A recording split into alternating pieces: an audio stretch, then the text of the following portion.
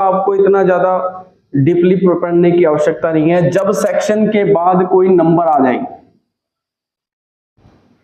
जैसे सेक्शन 5, तो ये एस कैपिटल हो जाएगा। लीगल मैटर के अंदर ये वर्ड कैपिटल हो जाएगा। Section 1, section 2, section 3, section 5, section 25, section 26, इस तरह से जो वर्ड आएंगे वो आपके कैपिटल हो जाएगा। अब दूसरा इसके अंदर एक रूल और है, जैसे सेक्शन लिख रहे हैं, सेक्शन के बाद ए आ जाए, सेक्शन के बाद बी आ जाए, सेक्शन के बाद सी आ जाए, तो भी है ये जो एस जो है वो कैपिटल रहेगा। अब सेक्शन जो होता है ना, वो क्या करता है कि वो सेक्शन जो है वो किसी स्पेसिफिक टाइटल जो होता है उसको उसके अनुसार काम करता है। स्पेसिफिक टाइटल हो, स्पेसिफिक हेडिंग हो, या कोई डॉक्यूमेंट्री चैप्टर हो, या फिर वो division part of legal document हो। तो जितने भी लीगल से जुड़े हुए विशिष्ट इन चीजों को बताएगा, वहां पर ही सेक्शन में एस कैपिटल होता है।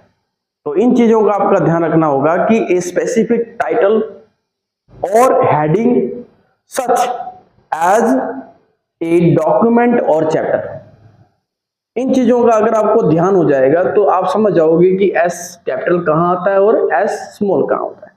इसी के साथ a reference specific division part legal document के अंदर भी एस कैपिटल आता है। तो आपको समझना होगा कि किस संदर्भ के अंदर सेक्शन का यूज हो रहा है। लेकिन अगर हम बात करें कि एस स्मॉल कहां आएगा, तो फिर हम देखेंगे कि जब इसको यूज जो है, सेक्शन का यूज जब एक सामान्य अर्थ में किया जाएगा, नॉर्मल सेंटेंस के अंदर अगर सेक्शन का यूज किया जाएगा नॉर्मल,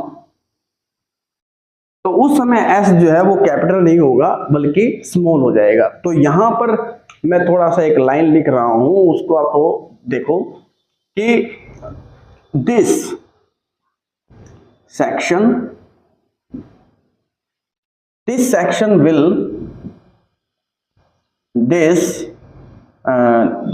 will discuss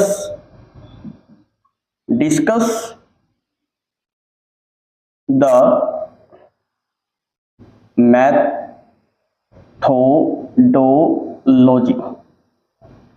इस सेंटेंस के अंदर यहां सेक्शन जो है वो स्मॉल हो जाएगा, क्योंकि यहां पर ये एक नॉर्मल सेंटेंस के रूप में हो रहा है। कोई विशिष्ट स्पेसिफिक टाइटल या हेडिंग डॉक्यूमेंट्री चैप्टर के रूप में नहीं हो रहा।